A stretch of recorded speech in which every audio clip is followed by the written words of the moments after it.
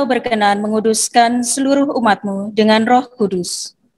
Dialah yang membaharui segala sesuatu dan menyatu padukan seluruh bahasa dalam pengakuan iman yang satu dan sama. Tanamkanlah sabda suci-Mu dalam lubuk hati kami, dan teguhkanlah persatuan umat-Mu di lingkungan kami ini, serta baharuilah semangat cinta kasih kami satu sama lain. Demi Yesus Kristus, Putra-Mu, Tuhan dan pengantara kami, yang bersatu dengan Dikau dan Roh Kudus, hidup dan berkuasa, kini dan sepanjang masa. Amin. Dalam nama Bapa dan Putra dan Roh Kudus. Amin. Yang kami hormati Suster Maria Aquina FSGM selaku pembina yayasan. Yang kami hormati Suster Maria Pauli FSGM selaku Ketua Yayasan Dwi Bakti Bandar Lampung. Yang kami hormati para suster kongregasi FSGM dimanapun berada, serta Bapak Ibu seluruh peserta webinar dan novena Santo Yusuf yang tergabung dalam Yayasan Dwi Bakti, Yayasan Anselma, Yayasan Georgius, dan Yayasan Antonio. Acara kita pada hari ini, yang pertama, sudah dibuka dengan doa oleh Ibu Arum, dan yang kedua, akan dilanjutkan dengan pengantar dari Suster Maria Aquina, FSGM selaku pembina yayasan. Yang ketiga, akan diadakan webinar yang akan disampaikan oleh Suster Maria Pauli FSGM. Dan yang keempat, adalah acara penutup kita, yaitu akan ditutup dengan doa novena Santo Yusuf, dan novena ini akan kita selenggarakan 9 bulan ke depan dengan petugas yang berbeda dari masing-masing unit. Para suster dan Bapak Ibu sekalian, kita langsung masuk pada acara yang pertama, yaitu pengantar dari Suster Maria Aquina FSGM selaku pembina yayasan. Kami persilahkan. Saudara-saudari yang dicintai Tuhan, salam damai, salam sehat untuk kita semua. Hari ini kita akan mengawali rangkaian doa novena kepada Santo Yusuf. Novena ini akan kita jalankan selama 9 bulan. Mengapa kita mengadakan kegiatan ini? Seperti kita ketahui bersama, bahwa Paus Fransiskus pada tanggal 8 Desember tahun 2020 telah mencanangkan bahwa tahun 2021 ini ditetapkan sebagai tahun Santo Yusuf. Dalam surat apostoliknya yang berjudul Patris Cordi, Hati Seorang Bapa. Sebagai tanggapan kita akan ajakan Bapa Suci ini, berbagai acara telah kita susun, baik dalam lingkup komunitas, karya, yayasan, dan provinsi. Salah satu agenda yang disusun dalam kolaborasi dengan yayasan yang ada dalam Provinsi Santo Yusuf Indonesia adalah novena Santo Yusuf. Saudara-saudari yang terkasih, kita menyadari bahwa selama ini perhatian dan pengenalan kita akan pribadi penting ini sangat kurang. Maka marilah kita bersama untuk memberikan perhatian khusus selama tahun ini kepada Santo Yusuf, seorang pribadi yang memiliki peran penting dalam karya keselamatan Allah. Dengan merenungkan sub-sub tema yang akan kita dalami selama 9 bulan dalam renungan novena kita.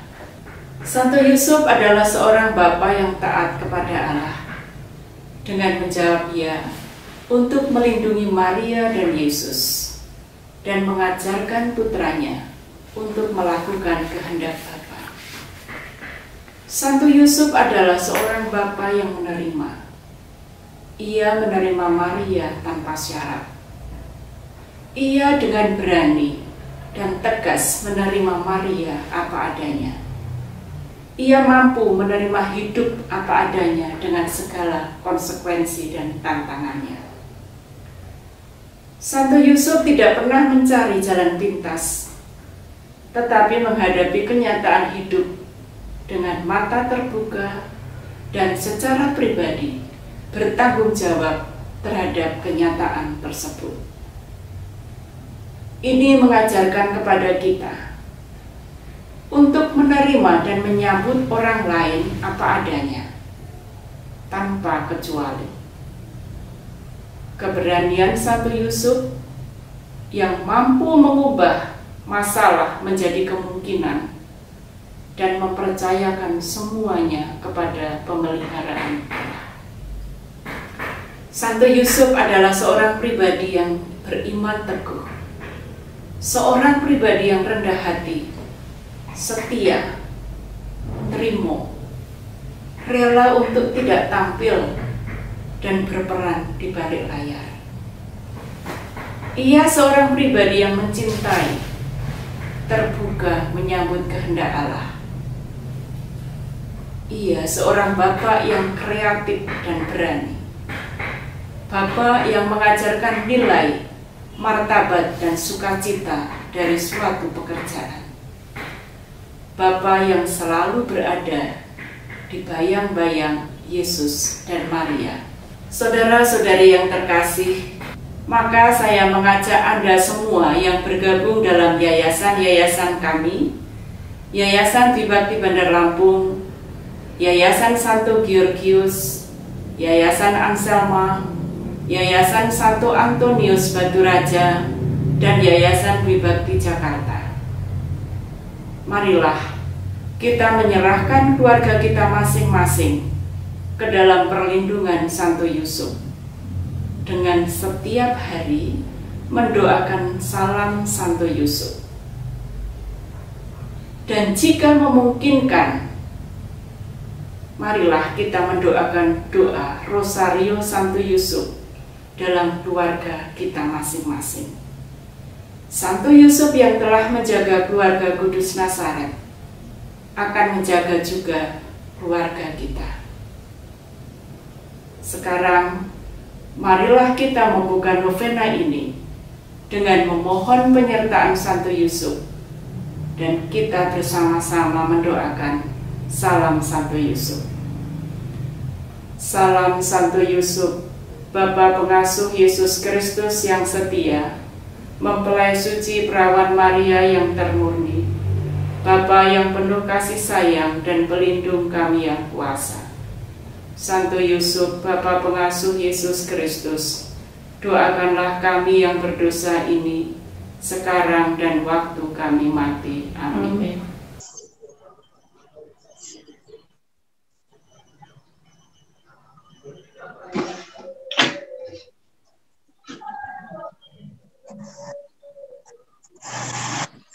Terima kasih kepada Suster Maria Aquina FSGM yang sudah menyampaikan pengantar pada acara hari ini.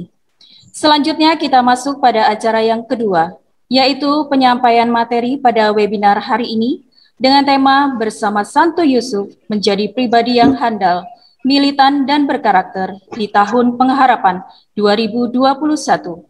Kepada Suster Maria Pauli FSGM, kami persilahkan.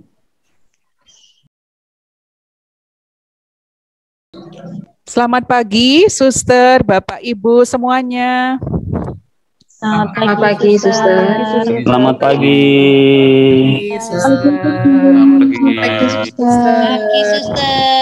Selamat pagi, Suster. Terima kasih. Selamat pagi. Oke, baik, terima kasih. Suster Aquina, Dewan Pembina, para suster, pengawas, yayasan di seluruh kongregasi FSGM Provinsi Santo Yusuf Indonesia, para suster ketua yayasan, Dwi-Bakti Jakarta, Yayasan Georgius, Yayasan Antonio, Yayasan Anselma, dan juga Yayasan Bonaventura yang ada di Timor Leste. Pada kesempatan ini, sekali lagi saya bersyukur dan berterima kasih kepada Tuhan. Kita semua bersyukur karena kita berjumpa dalam suasana yang sangat menggembirakan. Terima kasih kepada Pak Andre dan tim dari SMP Fransiskus Tanjung Karang yang telah menjadikan suasana pagi ini begitu hangat ya. Sejak awal kita tadi sudah saling menyapa, saling berbagi dan bertemu, dan perjumpaan iman ini sungguh membahagiakan untuk kita semua. Dan kita akan selama beberapa waktu ke depan kita akan berbagi iman, dan kita juga ingin saling meneguhkan satu sama lain. Saya ingin berbagi berkaitan juga dengan webinar untuk sesi yang pertama dan di bulan yang pertama ini. Yang pertama kita tahu bahwa Santo Yosef adalah tokoh hebat di balik layar. Tadi Suster Aquina juga sudah memberikan pengantar yang sangat mendalam dan kita akan memperdalam lagi dalam tema-tema berikutnya. Berikutnya, kita ingin Bapak Ibu Suster yang terkasih, kita melihat latar belakang dan tujuan diadakannya webinar ini. Yang pertama tentu karena sudah kita ketahui bersama tahun ini adalah tahun yang dicanangkan oleh Bapak Suci sebagai tahun Santo Yosef dengan ensiklik Patris Corde. Dan ini juga bertepatan dengan peringatan 150 tahun pemakluman Santo Yusuf sebagai pelindung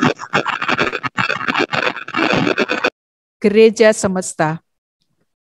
Selain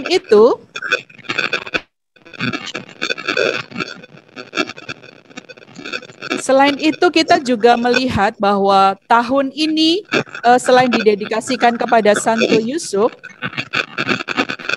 Provinsi Santo Yusuf Indonesia itu juga bernaung di bawah perlindungan Santo Yusuf. Jadi tahun ini sangat istimewa ya untuk kita semua sebagai para suster FSGM Provinsi Santo Yusuf Indonesia, sekaligus juga bagi para mitra, baik di karya pendidikan, karya sosial, karya kesehatan, dan pastoral. Jadi memang ini adalah momen yang sangat tepat dan kolaborasi ini sungguh membahagiakan untuk kita semua. Maka para suster, kita akan melihat para suster dan Bapak Ibu sekalian dimanapun berada, dan dari seluruh penjuru Indonesia ya, dari Jawa, Sumatera, dan juga di tempat yang lain. Konteks FSGM dan karya-karya kerasulannya tidak bisa dipisahkan kalau kita mau melihat dari dasar konstitusi para suster FSGM. Khususnya yang mengacu di pasal 5, yaitu 501 sampai 504.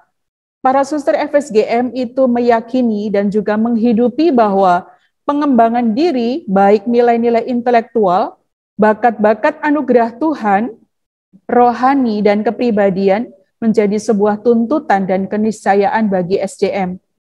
Untuk itu juga bagi guru, pendidik, dan karyawan, baik di sisi kesehatan, pastoral, sosial, dan juga karya yang lain. Maka para guru, pendidik, dan karyawan yang bergabung dalam karya kerasulan FSGM mesti mempelajari juga kebiasaan hidup bermasyarakat, pola pikir, cita rasa, tuntutan, dan masalah yang muncul dewasa ini di tengah gelombang dinamika globalisasi dalam aneka bentuknya, dan kita merasakan itu semua ya, termasuk juga krisis-krisis identitas yang terus-menerus menggerus kehidupan kita. Itulah latar belakang mengapa seminar atau webinar ini diadakan. Sekilas kita ingin membuat atau melihat atau menyegarkan kembali bahwa spiritualitas yang dihidupi oleh para suster FSGM itu memang menjiwai seluruh karya kerasulannya. Dan disitulah Bapak Ibu karyawan, para dokter perawat, tenaga pendidik, tenaga sosial dimanapun berada, itu juga ikut mendasarkan kehidupan spiritualnya itu pada spiritualitas FSGM. Dan memang puncaknya itu ada bagaimana pewartaan sukacita, yaitu evangelisasi. Di situ juga kita berada, di masing-masing bagian kita, Bapak Ibu bisa melihat bagaimana kita, di mana kita, posisi kita, entah kita ada di bagian government, itu baik pembina, pengawas, pengurus yayasan, kepala sekolah, atau juga mungkin wakil kepala sekolah, dan juga kita, pelaksana, dimanapun kita berada. Bidang pastoral, sosial, persekolahan, kesehatan, rumah tangga, bahkan juga formasio dan studi lanjut bagi para suster maupun juga guru, karyawan, dan yang lain. Kita mungkin, Bapak Ibu Suster juga sudah memahami bahwa di FSGM Provinsi Santo Yusuf Indonesia, kita memiliki beberapa yayasan yang dulu semuanya tergabung dalam Yayasan Dwi Bakti, namun saat ini berkaitan dengan perkembangan zaman, situasi, tuntutan, kita memiliki 6 yayasan.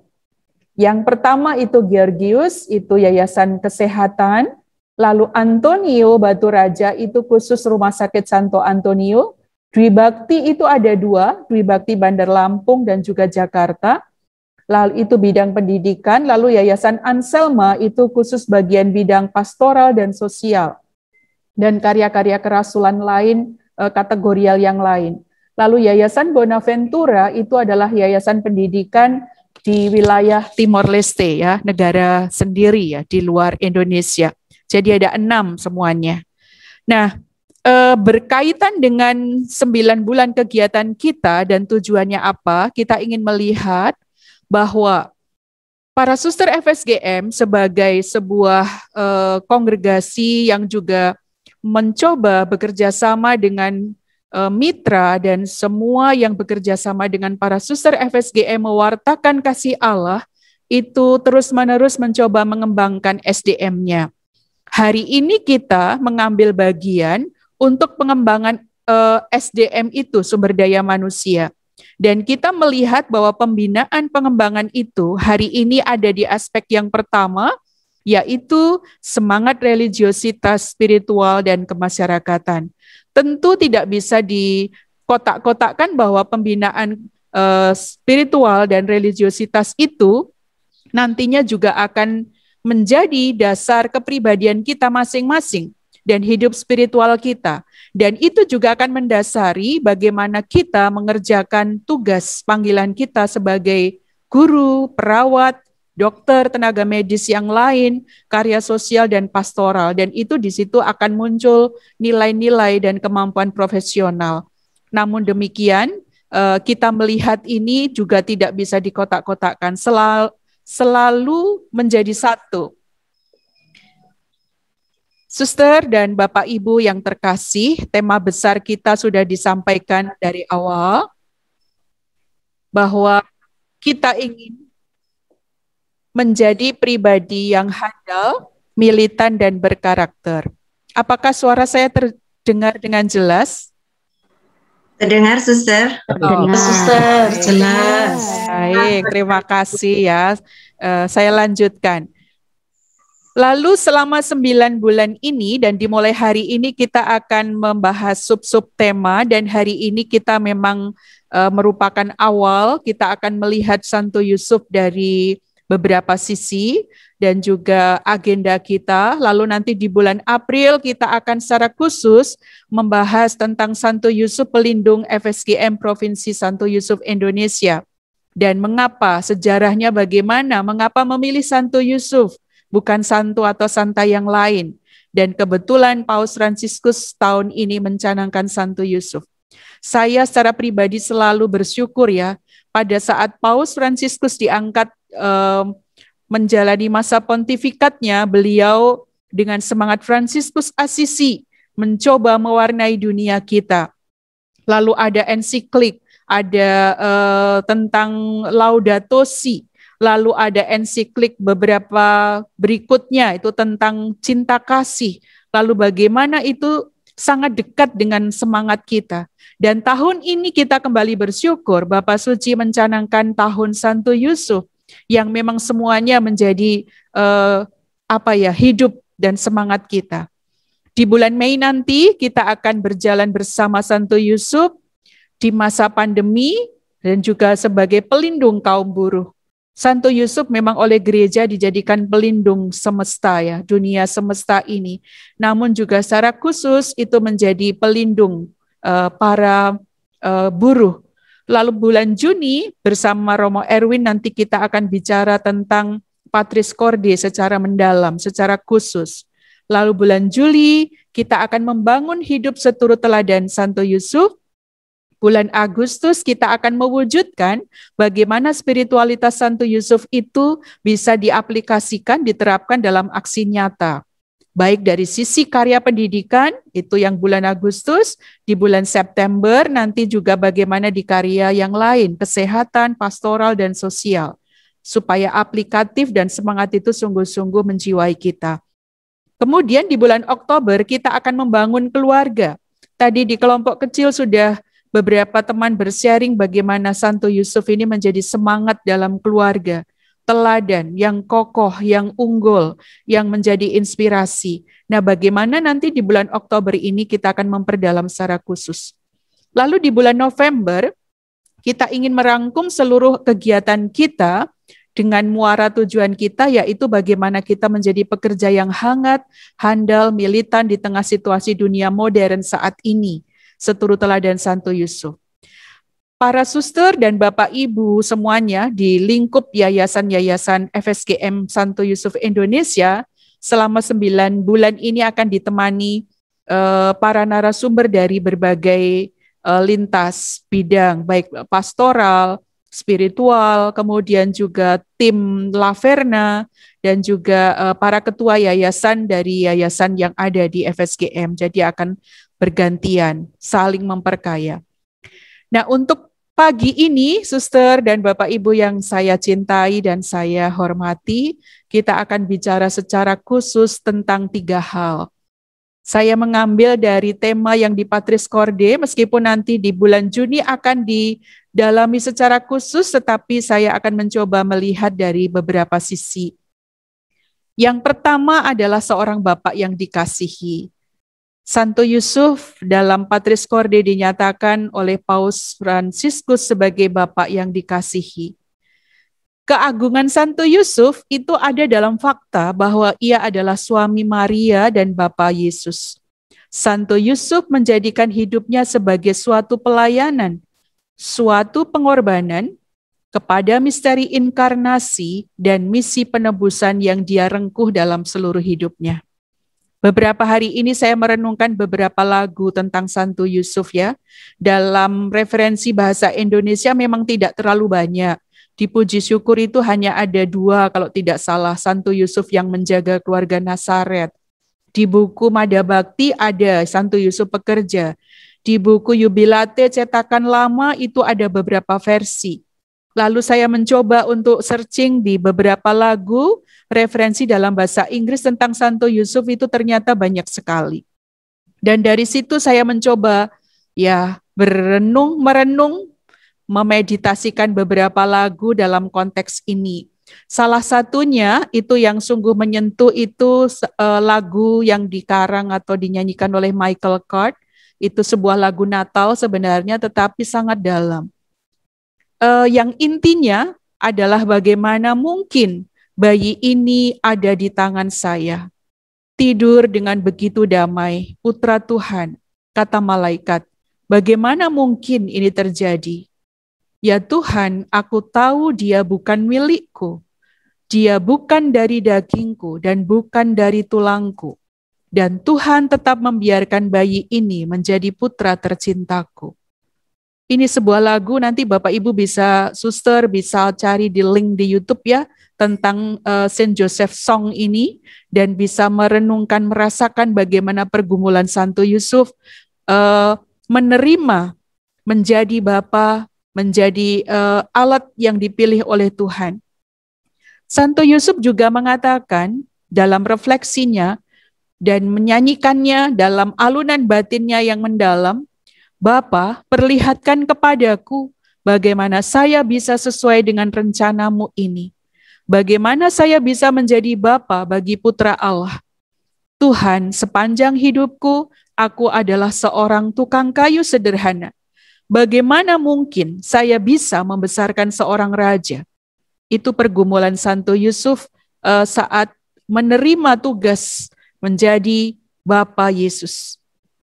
Lalu berkat perannya dalam sejarah keselamatan, Santo Yusuf memang menjadi seorang bapa yang selalu dikasihi oleh umat Kristiani. Seperti ditunjukkan oleh fakta bahwa banyak sekali gereja yang telah dipersembahkan kepadanya di seluruh dunia. Bahwa banyak lembaga religius termasuk Provinsi Santo Yusuf Indonesia, persaudaraan religius dan kelompok-kelompok gerejawi, mungkin juga paroki, atau mungkin pelindung sebuah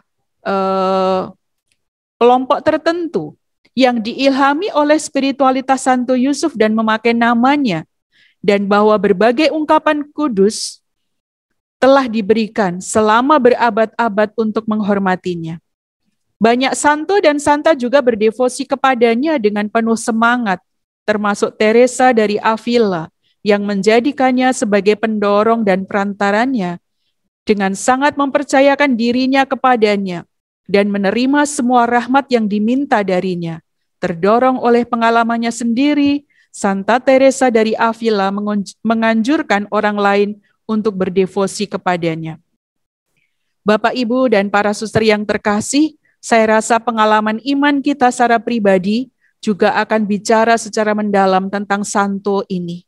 Santo yang istimewa, namun tidak banyak disebut, tidak banyak diungkapkan, tidak banyak tampil, namun sungguh kuat kuasa. Secara pribadi juga saya mengalami bagaimana Santo Yusuf ini menemani perjalanan hidup saya secara pribadi, dalam hidup panggilan, pergumulan, dan juga dalam karya. Dan setiap kali berlari kepadanya, saya mengalami bagaimana Santo Yusuf menjadi penyelamat, penopang, dan pendorong, dan juga batu karang yang selalu ada buat hidup saya. Itu topik yang pertama. Yang kedua, kita akan belajar dari Santo Yusuf sebagai bapa yang taat. Kalau kita bicara soal ketaatan, itu bukan sekedar bahwa kita itu sekedar menurut, tetapi ketaatan adalah cara kita hidup. Entah itu sebagai seorang suster, sebagai imam, sebagai bapak, sebagai ibu, sebagai anak dalam keluarga. Ketaatan itu bukan sekedar saya tidak membantah, bukan sekedar saya tidak memberontak, tetapi ketaatan penuh kasih yang diajarkan oleh Santo Yusuf ini sungguh menginspirasi kita. Saya mencoba mengutip beberapa poin. Yang pertama, Yusuf memang benar-benar orang yang patuh pada kehendak Allah dalam hidupnya. Setelah malaikat berkata, "Jangan takut mengambil Maria menjadi istrimu." Dengan cepat Yosef tahu bahwa itu kehendak Tuhan baginya dan dia patuh. Tadi Suster Aquina dalam pengantar mengatakan bahwa Yusuf dengan tegas mengambil Maria. Namun secara manusiawi kita pasti juga akan ikut terlibat dengan pergumulan Santo Yusuf ini. Pasti bukan sesuatu yang otomatis karena Santo Yusuf dalam pergumulan hidupnya di kitab suci kita melihat secara diam-diam dia ingin menceraikan Maria. Namun dalam mimpi dia meyakini bahwa anak yang dikandung oleh Maria adalah dari Roh Kudus. Maka dia patuh meskipun dia mengalami pergumulan itu. Ketika malaikat memberitahu bahwa Herodes berencana membunuh anaknya, Yusuf juga segera bangun dan berjalan menuju ke Mesir. Bapak Ibu nanti bisa memperdalam ini dari banyak hal, melalui berbagai renungan juga, dan juga dari sumber. Sementara di Mesir, Yosef diberitahu bahwa sudah aman untuk kembali ke wilayah Israel, karena ia telah diperingatkan dalam mimpi, ia berangkat ke wilayah Galilea, alih-alih pergi ke Yudea. Singkatnya, setiap kali dia diperingatkan oleh Tuhan, dia selalu menurutinya dan tidak pernah mempertanyakan penyelenggaraan ilahi itu. Bagaimana Yusuf bisa mengalami semua itu sementara kalau dia tidak sungguh dekat dengan Tuhan? Bagaimana dia mengenal kehendak Allah ini? Yusuf menyerahkan dirinya pada kehendak Allah. Dan kalau kita juga ingin patuh dalam arti yang luas dan dalam, mungkin baik saatnya kita mencoba mengalihkan arah dan pandangan batin kita kepada tokoh ini. Ketaatan yang sejati dalam hidup memang membuahkan karya-karya besar. Kalau kita ingin sungguh taat dan sungguh bahagia, kita mohon perantaraan Santo Yusuf ini. Yusuf yang taat itu juga adalah pribadi yang diam. Dia hadir dalam diam, bahkan kematiannya pun dibungkus dalam keheningan, dan tidak ada penjelasan bagaimana Yusuf dimakamkan. Dalam kitab suci juga kita tidak bisa melihat pada saat Yesus disalibkan, tidak muncul tokoh ini. Artinya itu memang kita melihat bahwa dia memang tokoh yang hadir dalam diam. tidak pernah mengeluh dan marah kepada Tuhan, mempertanyakan mengapa Tuhan saya harus melakukan ini, mengapa kami harus melarikan diri ke Mesir, mengapa kami harus kembali. Menerima dalam keheningan adalah cara hidupnya, dengan kehidupan batin yang mendalam. Artinya ketaatan itu bukan sebuah sikap di mana kita itu menanggapi dengan begitu saja, tetapi itu menjadi cara kita mereaksi, cara kita merespon, dan cara kita mengambil keputusan. Dan kita bisa meneladan itu dari Santo Yusuf. Suster, Bapak Ibu yang terkasih, ketaatan Santo Yusuf juga mengajarkan kita bahwa dia menjadi teladan. Jika kita belum bisa membayangkan seperti apa ya tokoh Yosef itu, kita bisa sedikit beranalogi ya. Allah Bapa memilih Yusuf dari seluruh umat manusia untuk mengasuh anak tunggalnya. Bandingkan saja kalau Bapak Ibu atau tetangga keluarga kita punya pengalaman manusiawi ini. Saat mencari babysitter di tengah situasi yang tidak mudah ini, pasti akan memilih yang terbaik, yang penuh kasih pada anak-anak, yang mencintai anak-anak dan merawat seperti anaknya sendiri. Dan itu dilakukan oleh Santo Yusuf. Maka bisa dibayangkan Tuhan itu juga tidak salah pilih. Tadi malam saya sharing tentang beberapa lagu dengan Suster Giovanni ya. Suster Giovanni menjawab begini, Bunda Maria tidak salah pilih dengan Santo Yusuf. Tetapi lebih lagi, Allah juga tidak salah memilih dia sebagai tokoh yang sangat taat dan tulus. Dan maka mengapa gereja menjunjung tinggi tokoh ini yang seringkali tadi terlupakan, tersembunyi di balik layar. Tetapi ini sungguh karya keselamatan itu terjadi karena tokoh yang hebat ini. Demikian juga kalau kita membandingkan dengan situasi manusiawi yang lain, kalau sebuah keluarga itu akan memupukkan anak misalnya, pasti dia akan mencari kepastian bahwa keluarga yang akan dipasrai adalah keluarga yang baik. Dengan gambaran itu kita yakinlah bahwa Tuhan memilih yang terbaik untuk putra tunggalnya yang terkasih, lahir di dunia, berkarya, dan menjalankan karya keselamatan Allah. Kalau kita sampai pada permenungan itu, betapa kita melihat tokoh ini luar biasa. Dan seringkali kita lewat dari kesadaran ini. Tokoh ini sungguh tanpa ada Yusuf juga saya yakin tidak ada keselamatan. Tanpa Maria, tanpa Yusuf, karya keselamatan Allah itu juga tidak akan terjadi. Santo Yusuf adalah contoh bagi Yesus dalam kata-kata dan tindakannya. Yusuf benar-benar menjadi seorang ayah bagi Yesus dalam segala hal kecuali soal keturunan biologis. Dia adalah ayah yang mengajar Yesus sikap religius, keutamaan manusiawi, dan keterampilan praktis lainnya. Saya rasa juga sebagai seorang tukang kayu, Yesus belajar bagaimana ayahnya bekerja, melatih anaknya bekerja, cara berbicara, cara membaca, dan keterampilan pertukangan karena disangka akan menjadi pewaris bisnis mebelnya. Ya mungkin ini dalam imajinasi kita. Tetapi lebih dari itu, memang di satu pihak Yesus adalah anak Allah dengan segala kealahannya, dan di lain pihak sebagai manusia, Yesus tumbuh berkat, teladan, dan juga bimbingan Santo Yusuf. Suster dan Bapak Ibu yang terkasih, masih semangat ya? Halo? Masih, Suster. Oke, terima kasih suaranya. Yang berikutnya ketaatan Santo Yusuf ini juga dilihat dari tanggung jawabnya ya. Santo Yusuf ini ada banyak bapak guru, ada kepala keluarga yang lain, karyawan yang lain di yayasan-yayasan lain. Kita ingin melihat Santo Yusuf memang memiliki tanggung jawab yang luar biasa terhadap Bunda Maria. Bapak Ibu bisa membayangkan ya bagaimana Santo Yusuf mengambil Maria dalam kondisi sudah mengandung dari Roh Kudus. Kalau kita secara manusiawi merefleksikan ini tentu amat menyentuh ya. Bagaimana pengorbanan Santo Yusuf itu. Namun ya, Santo Yusuf itu dari awal sampai akhir tidak berubah. Seperti dalam tradisi orang Yahudi, Santo Yusuf memiliki tanggung jawab kepemimpinan karena ia adalah kepala keluarga. Kepala keluarga Nazaret. Meskipun Bunda Maria jauh lebih suci dan bahkan Yesus adalah putra Allah dan pencipta yang jauh lebih besar. Tetapi bagaimanapun, Santo Yusuf adalah kepala keluarga. Dan sebagai kepala keluarga, dia menunjukkan tanggung jawabnya yang besar itu. Suster dan Bapak Ibu yang terkasih, memang kita tidak tahu banyak tentang Santo Yusuf ini, selain apa yang dinyatakan dalam kitab suci. Namun Injil memberitahu kita bahwa dia adalah orang yang jujur, yang tulus, berprinsip.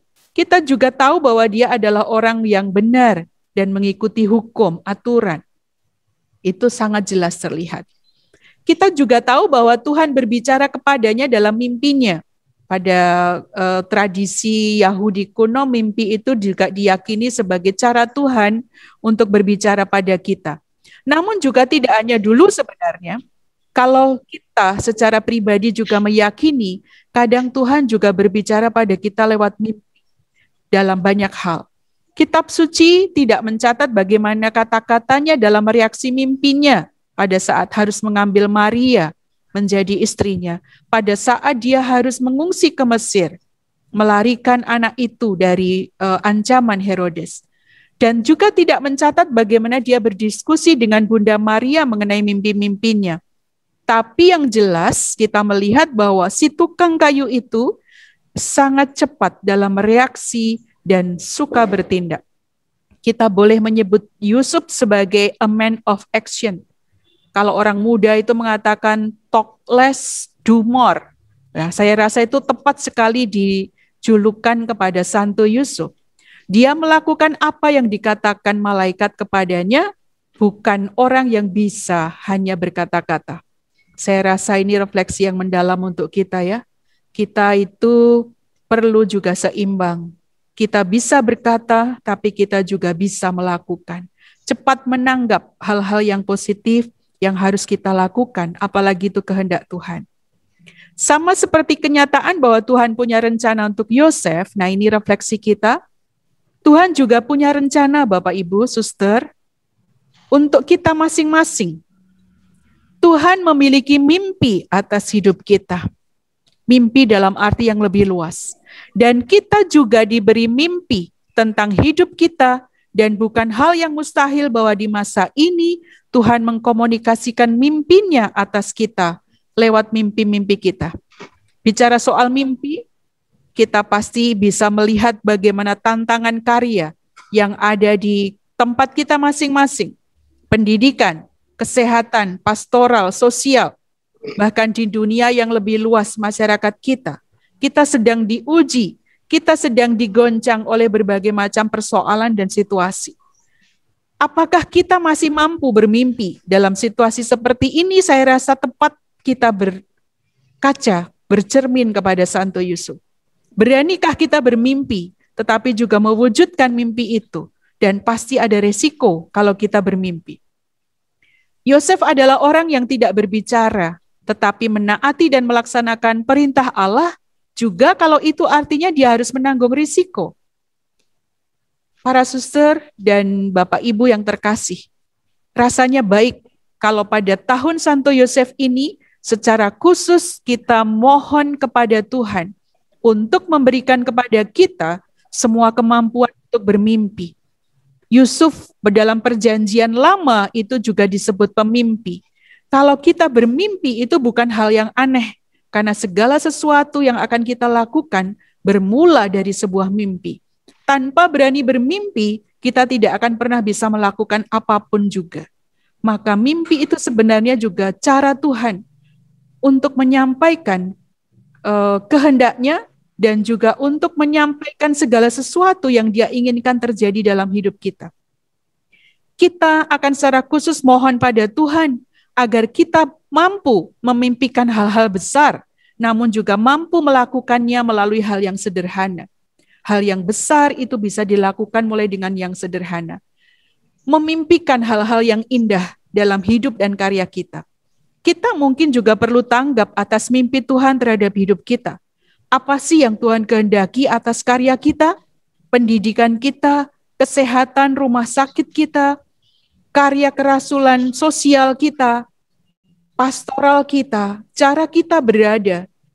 Kita sebagai pribadi, sebagai FSGM maupun sebagai mitra FSGM yang tergabung dalam karya-karya FSGM, Tuhan punya mimpi apa atas hidup kita? Rasanya Santo Yusuf menjadi guidance, menjadi penolong yang hebat untuk kita mampu seperti dia, mampu menanggap mimpi Tuhan atas hidup kita. Kita juga ingin mohon secara khusus pada tahun ini supaya Tuhan memberi kita dan kongregasi FSGM khususnya Provinsi Santo Yusuf Indonesia bersama seluruh yayasan, jajaran, dan karya untuk bermimpi, mengambil resiko.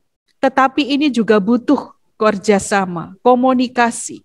Mungkin juga ada gesekan, mungkin juga ada konflik, mungkin juga ada banyak hal yang harus kita atasi bersama agar mimpi itu terwujud. Dan saya sadar bahwa peristiwa webinar dan novena hari ini adalah sebuah mimpi juga.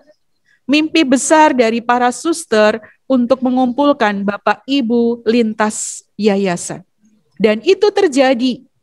Tentu tidak mudah berkomunikasi, berkolaborasi, bernegosiasi dalam banyak situasi hidup kita.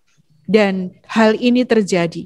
Bagi saya secara pribadi, kalau Tuhan menghendaki segala sesuatu mungkin.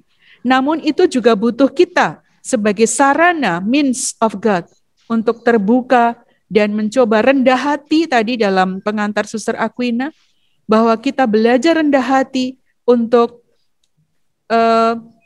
melihat orang lain, menghargai orang lain, terbuka pada orang lain. Terlebih juga pada saat-saat yang sulit dan masa yang menantang ini, barangkali kita akan menghadapi konsekuensi-konsekuensi yang lebih berat dari mimpi-mimpi kita.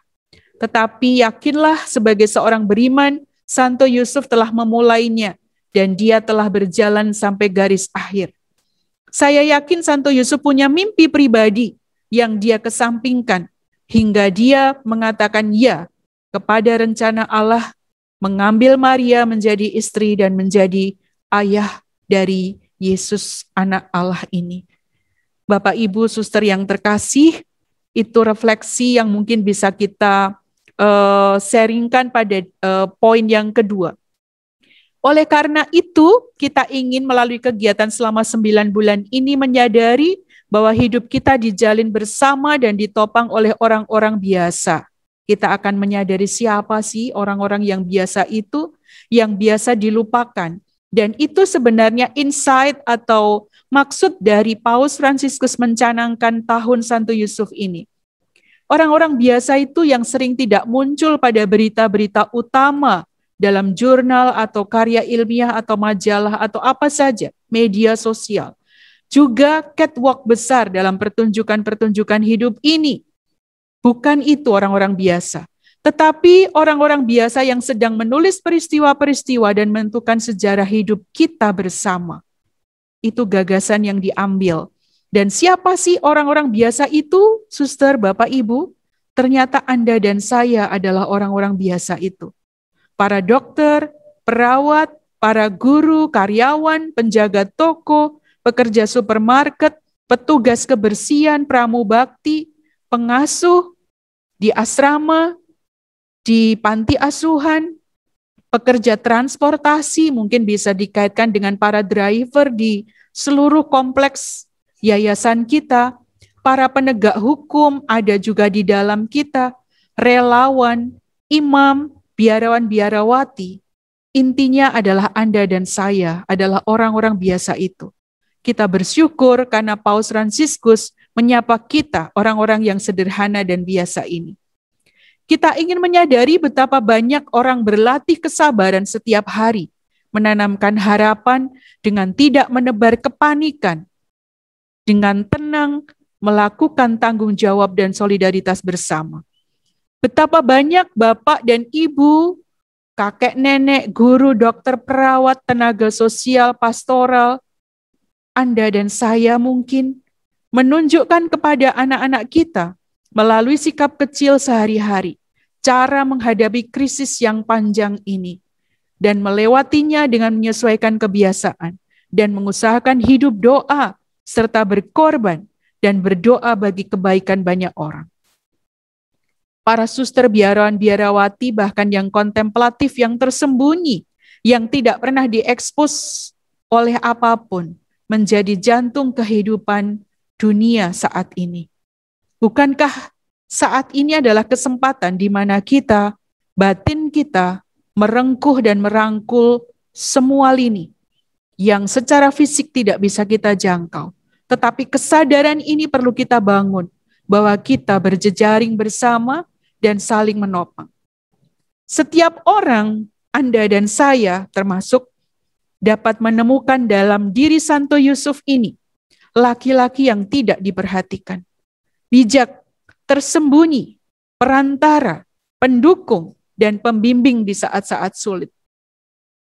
Sepertinya label ini melekat semua dalam diri Santo Yusuf ya.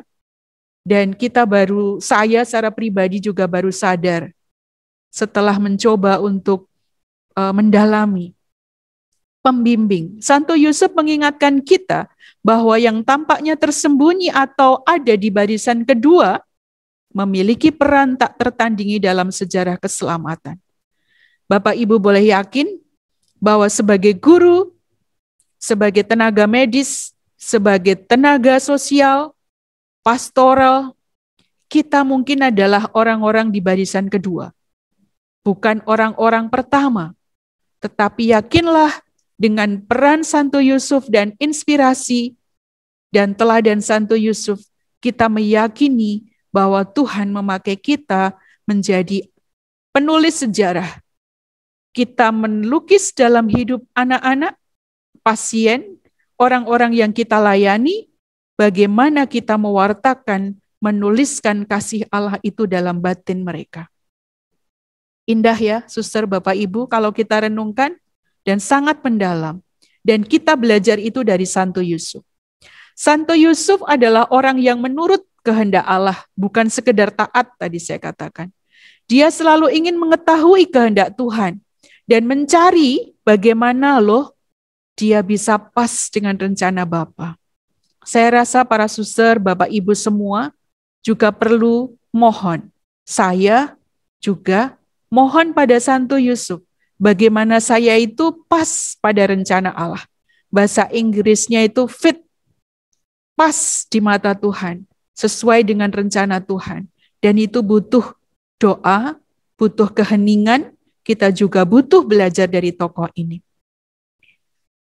Yang ketiga, ini yang terakhir, Yusuf adalah bapak yang lembut dan penuh kasih. Yusuf melihat Yesus bertumbuh dari hari ke hari, bertambah hikmatnya dan besarnya, dan makin dikasihi oleh Allah dan manusia. Seperti dilakukan Tuhan kepada Israel, demikian juga Yusuf mengajarnya berjalan, mengajar Yesus berjalan, memegang dengan tangannya. Baginya ia seperti seorang ayah yang mengangkat seorang anak ke pipinya, bahkan membungkuk kepada Yesus untuk memberi Yesus makan. Bapak, Ibu, suster yang terkasih, sangat dalam ya, saya tidak bisa membayangkan bagaimana seorang Yusuf ini mencoba menjalankan perannya. Sebagai seorang tukang kayu sederhana, dia berhadapan dengan Allah yang Maha Kuasa, di satu sisi juga adalah manusia lemah, mulai dari bayi hingga masa dewasanya. Saya membayangkan begitu banyak pergumulan. Kalau nanti Bapak Ibu melihat beberapa referensi dari entah buku, entah lagu tentang Santo Yusuf, akan sangat kaya dan diperkaya oleh ini. Sejarah keselamatan terpenuhi dalam harapan melawan semua harapan. Ini sisi lain. Bahkan melalui kelemahan kita. Santo Paulus bahkan mengatakan, bahkan dalam kelemahanku, karya Allah itu menjadi nyata, bukan dalam kekuatan. Kita, saya mungkin terutama dan juga Bapak Ibu kadang berpikir bahwa Allah itu hanya mengandalkan bagian diri kita yang baik dan berhasil. Sementara pada kenyataannya, bahkan kebanyakan rencana Tuhan terpenuhi dalam kerapuhan kita, kelemahan kita, keterbatasan kita, keterbatasan karya kita, unit kita, saudara-saudari kita di sekitar kita, rekan guru kita, rekan kepala sekolah atau suster kepala sekolahku, atau suster pimpinan unitku di karya sosial, pastoral, ataupun di kesehatan. Bagi saya secara pribadi, Tuhan bisa meluruskan jalan yang bengkok. Bahkan Tuhan itu bisa memakai yang sangat tidak kita kehendaki menjadi rencana Allah yang terindah. Kalau itu ada dalam batin dan iman kita, kita tidak akan pernah kehabisan cara untuk berharap. Tidak akan kehabisan cara untuk bersyukur dan mencoba kreatif mencari jalan keluar dalam kesulitan-kesulitan, kelemahan dan keterbatasan kita. Kalau kita mau refleksi lebih dalam, masa pandemi ini juga membuat kita menggeliat untuk mencari solusi, untuk bertahan hidup, bukan hanya secara fisik, tetapi bertahan bagaimana kita bisa menjadi guru yang tetap bisa mewartakan kebaikan, sukacita, terang melalui ilmu yang kita bagi pada anak-anak. Juga di karya sosial pastoral, Suster Claudia bersama tim pastoral, tim Laverna, dalam situasi yang sulit ini tetap mampu bisa menyapa anak-anak secara virtual. Bukankah itu kelemahan kita, keterbatasan dan kerapuan kita? Namun dalam kenyataannya, Tuhan tetap memakai kita dan bahkan bisa menghasilkan atau menelurkan atau melahirkan gagasan dan ide-ide baru yang kreatif bagaimana menjadi terang dalam situasi gelap saat ini. Para suster dan Bapak Ibu yang terkasih, jika ini adalah prospek tata keselamatan, kita harus belajar menerima kelemahan kita, itu konsekuensinya. Dengan apa? Dengan kelembutan yang mendalam. Saya rasa bukan saatnya kita itu dengan kelemahan dan keterbatasan baik secara pribadi, situasi, karya kita, lalu kita menjadi loyo dan nglokro. Justru disitulah Allah sebenarnya punya rencana kalau kita itu tanggap tadi terhadap mimpi Tuhan. Si jahat itu kadang menyebabkan kita memandang kerapuan kita dengan penilaian negatif. Kelemahan orang lain, lalu kita membuat menjadi terjebak dalam situasi yang berat. Tidak ada sukacita karena keterbatasan dan kelemahan orang lain. Namun sebenarnya kalau kita sadar, Roh itu menerangi kita dengan kelemah lembutan. Kelembutan adalah cara terbaik untuk menyentuh apa yang rapuh dalam diri kita. Jari kita yang menunjuk dan penilaian yang digunakan kepada orang lain seringkali menjadi tanda ketidakmampuan kita sendiri untuk menerima kelemahan-kelemahan dalam diri kita sendiri dan kerapuhan kita. Maka orang yang beriman mendalam, memiliki relasi yang mendalam, tahu terhadap mimpi Tuhan dalam dirinya, kehendak Tuhan dalam dirinya, dan menggabungkannya dengan mimpi-mimpinya, adalah pribadi yang memiliki kelembutan, mampu melihat segala sesuatu dari kacamata yang positif, dan tidak pernah frustasi dengan keterbatasan yang ada. Namun bergerak dan terus berdinamika, melihat peluang dan juga melihat sisi positif. Dari situ kita akan berhenti mendakwa orang lain, berhenti menuding orang lain, berhenti menyalahkan orang lain, namun bersyukur kepada Tuhan. Terima kasih Tuhan, saya diberi kesulitan ini sehingga saya berdaya dan saya menjadi seperti ini. Itu Bapak Ibu ya, suster, bahkan melalui kecemasan nih ya. Kadang-kadang kita cemas, gelisah, kita mengalami berbagai hal, ketidakpastian. Belajar dari Santo Yusuf juga cemas. Namun lewat kecemasan itulah kehendak Allah, sejarah dan rencananya terjadi. Kalau mau dikaitkan dengan kita, berarti kalau kita cemas, kita berlari pada Tuhan, mungkin Tuhan sedang menunjukkan sesuatu dari kecemasan itu. Mungkin Tuhan sedang menunjukkan jalan lain yang harus kita tempuh. Yusuf mengajar kita bahwa memiliki iman kepada Tuhan juga mencakup kepercayaan bahwa Dia juga dapat bekerja melalui ketakutan, kerapuhan, dan kelemahan kita. Jadi Bapak Ibu yang terkasih, sebagai manusia kita punya ini semua dan seringkali menggelayut di dalam hidup kita. Bahkan mendominasi kerapuhan, tentang sakit mungkin, tentang kondisi fisik kita, tentang ekonomi, tentang karya, tentang masa depan, seringkali membuat kita tidak memiliki kekuatan untuk berharap. Maka saat yang sangat indah, tahun yang sangat penuh rahmat ini mengajak kita belajar dari Santo Yusuf untuk belajar beriman secara mendalam. Itu sharing pengalaman yang boleh saya bagikan, dan saya ingin setelah ini 1 atau 2 bisa bersharing di jam 11:10, bersharing mungkin 2 atau 3 ya. Kalau semua ini 100 hampir 200 orang memang tidak bisa, tapi juga boleh di chat, nanti boleh di-sharingkan pengalamannya supaya yang lain bisa melihat. Yang ingin bicara nanti Pak Andre akan membantu, mungkin tidak bisa banyak karena kita akan melanjutkan dengan novena. Bagaimana setelah kita mencoba masuk dalam materi tadi, sejauh mana Yusuf ini sungguh-sungguh menjiwai hidup saya. Bisa pengalaman iman, bisa respon, bisa menggarisbawahi, atau bisa apa saja. Saya kembalikan kepada Pak Andre. Terima kasih. Baik, terima kasih Suster Pauli. Sharingnya luar biasa. Bapak Ibu, mari kita tepuk tangan yang meriah untuk Suster Pauli sekalipun tidak didengar. Tangannya nggak pakai tangan dong. Karena saya nggak dengar dari sini. Tepuk tangannya kan di reaction itu ada tepuk tangan. Nah, ini.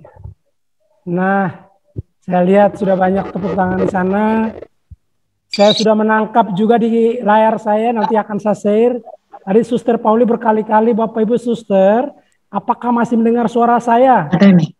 Nah, dan setelah saya akan share bagaimana gaya Bapak Ibu Suster ketika mendengarkan sharing dari Suster Pauli tadi. Tapi setelah ini. Baik, para Suster dan Bapak Ibu yang terkasih, saya tidak bisa menggarisbawahi 1-2 kata karena nanti mengecilkan apa yang sudah disampaikan oleh Suster Pauli. Tapi yang saya tangkap secara pribadi bahwa Santo Yusuf yang sosoknya sangat sederhana, itu orangnya selalu di balik layar, gitu ya. Saya juga hari ini baru tahu banyak gitu ya. Ketika di kampung saya di hutan sana itu, tahunya cuma Santo Yosef yang menjaga lagunya gitu ya. Terus tukang kayu, udah segitu aja. Tapi hari ini kita mendapat banyak sekali siapa itu Santo Yosef yang mungkin dalam setahun ini akan kita dalami bersama-sama. Baik, dari penglihatan saya tadi, saya mau minta beberapa, tidak banyak, cuma 3 orang saja. 3 orang ini sebenarnya saya sudah bagi. Ada yang tadi serius banget, ya ada yang muda, ada yang tua gitu ya. Saya udah catat namanya sih, tapi nanti aja. Mungkin ada yang mau men-sharingkan dulu, waktunya tidak lama-lama, cukup 2 menit saja. Apa pengalaman iman Suster Bapak Ibu dengan Santo Yosef yang tadi sudah disampaikan oleh Suster Pauli, mau digarisbawahi atau apapun silakan. Saya beri kesempatan kepada 3 orang. Setelah ini nanti saya sampaikan yang sudah saya tulis. Silakan. Siapa yang mau menyampaikan? Silakan raise hand. Saya Pak Andre. Oke, silakan. Saya speaker view aja biar kelihatan. Silakan Pak. Baik. Terima kasih Pak Andre. Maaf, suaranya terlalu kecil Pak. Mungkin mikrofonnya didekatkan lagi. Oke. Cek, tes. Lagi, kurang dekat. Oke, Pak Suparno, silakan Pak Suparno. Ya. Terima kasih Pak Andre, Suster Pauli yang sudah begitu panjang lebar menguraikan tentang Santo Yosef. Saya melihat memang untuk yang pertama, Santo Yosef itu bagi iman saya awalnya tidak populer dibanding Bunda Maria dan tokoh lain. Gitu. Tetapi saya akan melihat secara sejarah. Kalau orang Jawa, keturunan itu tidak penting. Tetapi bagi orang Batak, keturunan silsilah itu sangat penting.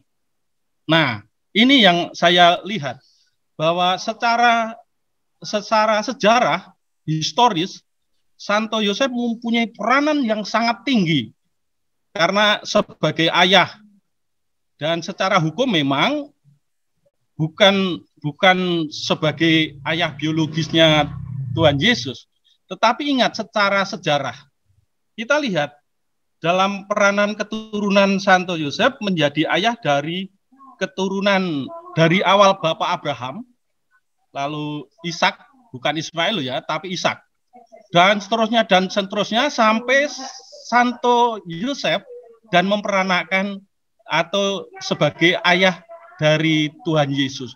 Ini menjadi penting karena ini adalah sejarah, bukan fiktif, bukan cerita, tetapi sejarah yang sebenar-benarnya bahwa Yesus adalah keturunan bukan secara biologis Santo Yosef, tetapi menjadi hal yang secara hukum keturunan itu menjadi penting. Kalau kita mau lihat, ini bukan fiktif, tetapi berdasarkan sejarah bahwa keturunan dari Abraham itu sampai pada Santo Yosef.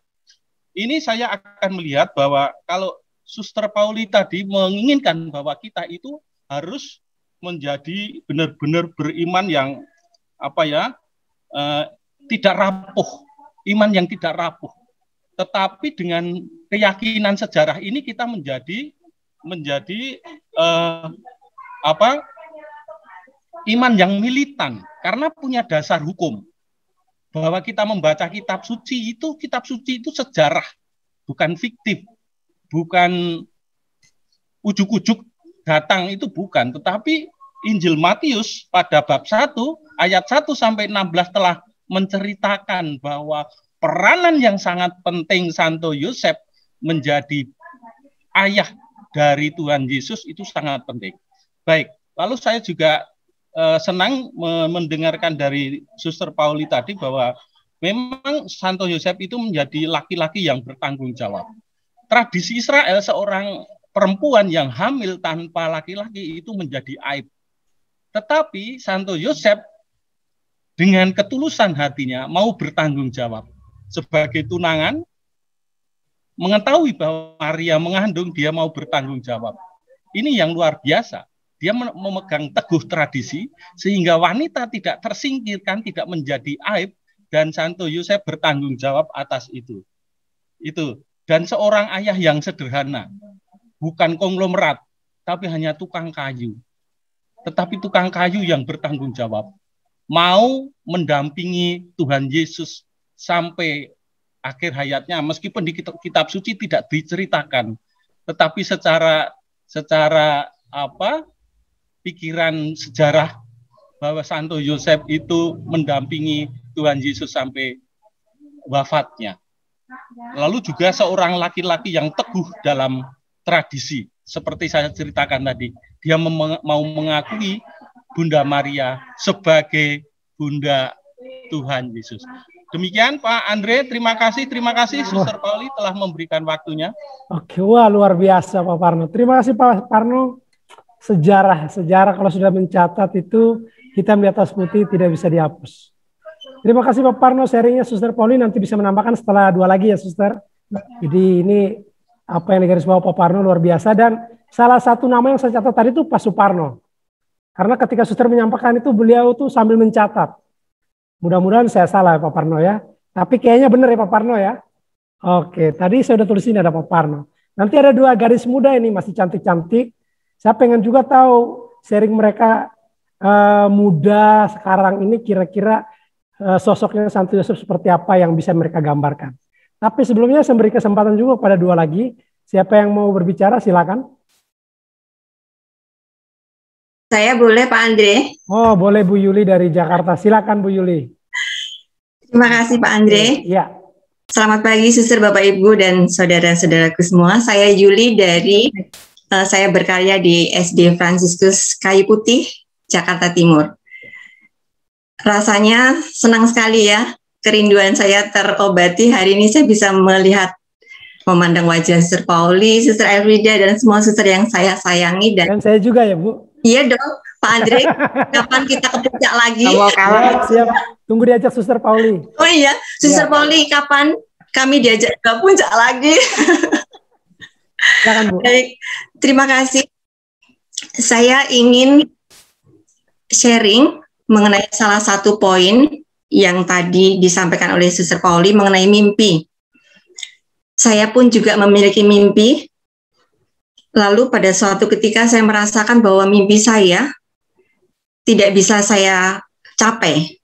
Dan saat itu saya merasa kecewa. Saya kemudian menyampaikan kepada Tuhan, kenapa Tuhan mimpi saya tidak terpenuhi. Kemudian tadi Santo Yosef pun juga mengalami hal yang sama. Mungkin Santo Yosef sudah punya PDKT dengan gadis lain, tapi ternyata kemudian beliau bertunangan, dan di saat itu ada satu peristiwa besar yang mungkin membuat kita tidak tahu ya seperti apa perasaan dari Santo Yosef, tapi mungkin dari sisi manusiawi saya melihat mungkin ada sedikit rasa kecewa. Nah, itu juga saya alami. Saya merasa kecewa di saat saya merasakan mimpi-mimpi saya tidak semua terpenuhi. Namun, seiring berjalannya waktu, saya mencoba untuk berdamai, dan akhirnya saya merasakan pada satu titik bahwa tidak semua mimpi saya itu berkenan di hadapan Tuhan.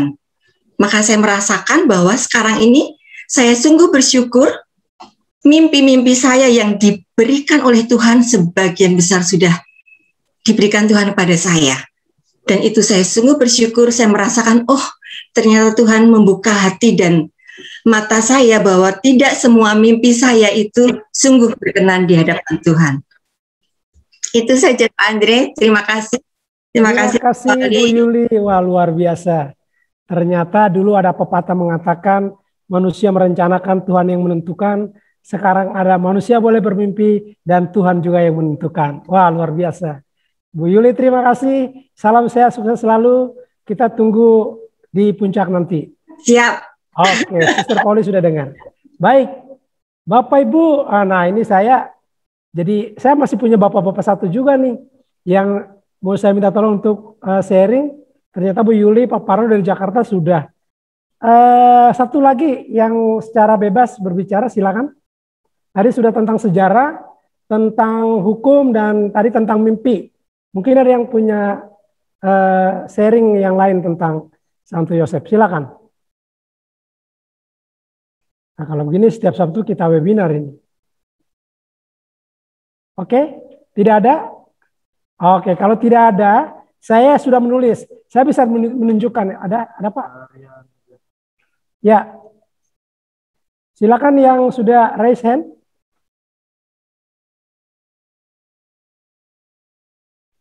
Oke, Pak Harya, Pak Haryanja, silakan Pak Haryanja. Nah setelah ini saya akan menunjukkan kertas saya, nama-nama yang sudah saya tulis ternyata cocok. Silakan Pak Haryanja. Kawanku yang berdua tadi yang di depan, saya melihat ada yang satu tadi katanya kalau di orang Jawa itu silsilah tidak begitu penting. Orang Jawa penting, orang Batak penting. Saya melihat Suster Pauli sedikit senyum gitu loh mendengar seperti itu. Karena sebetulnya di kita semuanya ini, tapi ya itulah ya. Bagi saya menyoroti begini. Santo Yusuf itu adalah sebagai kepala keluarga dan penuh kelembutan. Jadi ini saya kira, apalagi zaman sekarang, ini satu permasalahan juga bagi kita, karena saya di bagian pendidikan, jadi saya bilangnya antara kita dengan siswa. Guru sekarang itu boleh kalau saya melihat, bukan menyimpulkan ya, tapi saya melihat untuk kelembutan itu agak terkikis. Karena yang diharapkan seperti Santo Yusuf adalah dekat kepada semua siswa. baik itu siswa yang baik itu siswa yang biasa-biasa saja, maupun siswa yang tanda kutip nakal. Kita sekarang ini bagi anak-anak yang nakal cenderung untuk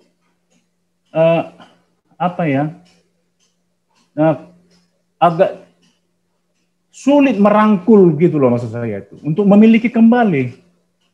Padahal Santo Yusuf itu memberi teladan adalah seorang segala sesuatu itu dengan kelembutan. Nah, ini kalau bagi saya sebagai pendidik, kita guru dengan segala cara harus membuat bagaimana supaya kepada siswa itu tetap dekat. Baik dengan yang tadi itu, yang baik, yang kurang baik, yang nakal dan lain sebagainya. Jadi tidak kita tidak membanding-bandingkan, kira-kira begitu. Itu yang kita lakukan sehari-hari. Begitu saja Pak Andre. Oh, terima kasih Pak Rianja. Pak Rianja, saya menunjukkan bahwa nama Bapak itu ada di kertas saya di sini. Saya mau minta pendapat Bapak dan ternyata Bapak sudah sampaikan, termasuk Bu Yuli dan Pak Parno. Suster Pauli mohon maaf ini, karena ini terlalu seru, jadi Suster jangan menyampaikan dulu. Saya minta 2 lagi yang muda-muda Suster. Yang muda biasanya malu-malu, dan akhirnya saya harus menunjuk sesuai catatan saya. Jadi yang saya sebut namanya harus muncul. Ya, kalau tidak muncul saya pin di sini biar dilihat seluruh Indonesia. Oke, baik. Ini berdasarkan catatan saya, tidak ada yang saya bohong-bohongin ya. Jadi nanti dilihat sesuai yang saya catat. Tadi ada Bu Yuli, ada Pak Rianja dan Pak Suparno. Sekarang saya minta satu yang muda ini, Ibu Wulan Happy. Bu Wulan, selamat siang. Dengan Andre bisa dibantu.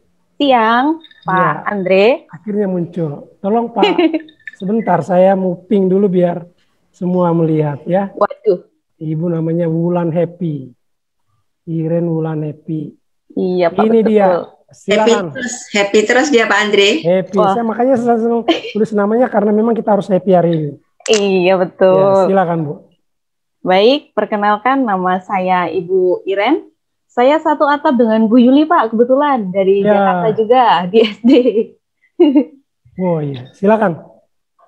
Jadi dari cerita materi yang disampaikan oleh Suster Pauli tadi, saya banyak tahu juga mengenai riwayat hidupnya Santo Yusuf terutama.